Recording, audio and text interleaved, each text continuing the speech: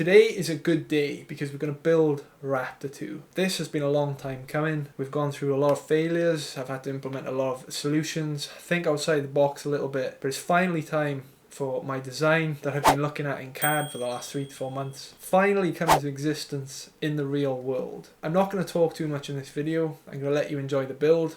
I'll come back at the end. I'll share my thoughts on this first working prototype and I'll let you know what the plan is from there. So enjoy the video.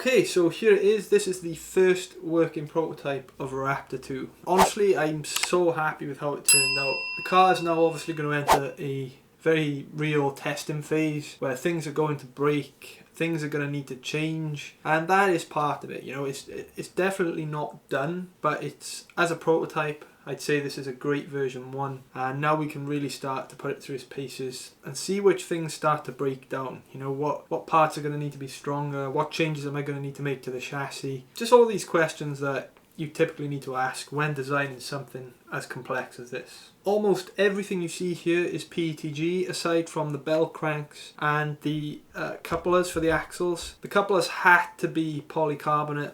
PETG just wasn't strong enough, but that polycarb is so incredibly strong. So as you can see, you know, the suspension works fairly well. That's going to need to be tested properly in the real world when we're driving it, and we won't really know how it performs until then. But I think we're going to see some really interesting performance, because the majority of the weight of the car is over the axles, which is something you don't typically see in an RC car, and you tend to get a lot of wheel spin. But I think this is going to be quite a nicely balanced car. We've got the battery here in the middle. I'm going to have the ESCs here at the back with a power distribution board. And if I actually grab 2 ESCs, I can kind of show you how this is going to work. So the ESCs are just going to sit here, and there's going to be another 2 on this side. These cables are going to connect to that power distribution board, which connects to the battery and obviously the 3-phase motors. The ESCs are actually quite tricky to position or secure down because there's nothing really on them that you can bolt to. So what I've done is I've gone and bought these Velcro pads, and I'm just going to glue those onto the ESCs and then secure them to the car with Velcro. The Velcro is really strong, it's great stuff, and it should do the job. The other part which I haven't installed yet is the microcontroller unit. Obviously this car is a little different to a regular RC. I'm controlling the whole thing with a microcontroller. So this is going to fit here. And then I've got this STM32 microcontroller board, and that just sits in here quite nicely. And we can also plug the USB into the back for programming the board. So you can see the car has got quite a lot going on. There's also space in here, as you can see, for 2 batteries. So I've created that for 2 AA's so that we can power the microcontroller independently of USB power. And I'm going to have a toggle switch at the top, so that at any moment, if something goes wrong, we can just flick the toggle switch, the car shuts off, and there'll be no power going to the wheels.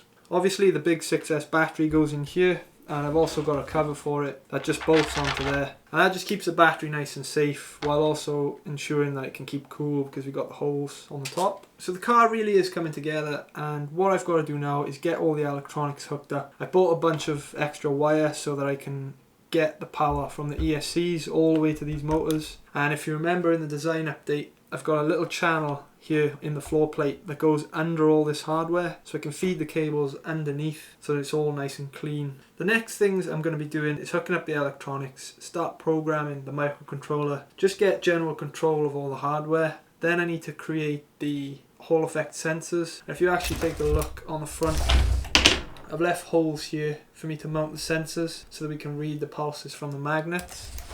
So that's what I'm going to be focusing on for the next couple of weeks. So one other thing I really wanted to show you was the dual axis steering. And if you remember, I'm using a servo for each wheel. So that means we have a lot more control over the car.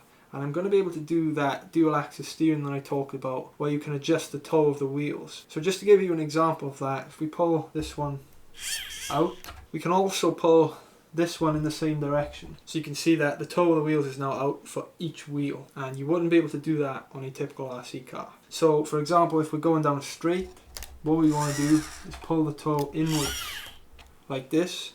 Obviously that's a bit exaggerated, you wouldn't want to do it that much, just a couple of degrees, but we now have control over that from software using the microcontroller. So I think that's pretty interesting, and it opens up a lot of opportunities for some really cool features and performance. So that's it for this update. I hope you appreciate this as much as I do. I absolutely love the way it's turned out. I think we're definitely in the right direction, and I'm really keen to start testing this properly. To capture some awesome footage of the car in action, I'm going to be buying a GoPro, and I've actually left some holes here in the shock towers so that I can attach a GoPro mount, and that'll allow me to capture some really good footage of the car, and I think you'll be able to see how it performs for yourself. So that's it for this one. Thanks for watching. Hope you enjoyed the video, and I'll see you in the next one.